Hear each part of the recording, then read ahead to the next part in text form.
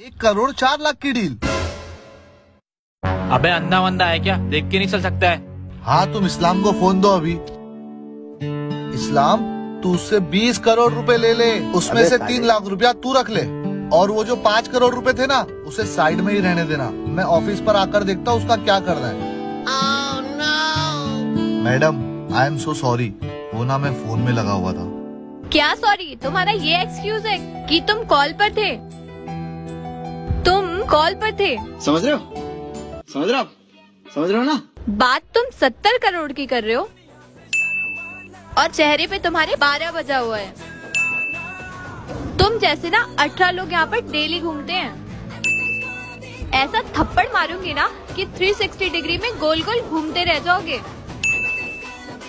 चलो निकलो यहाँ से। Thank you and I am sorry. और एक बात सुन, दोबारा यहाँ दिखना नहीं, नहीं तो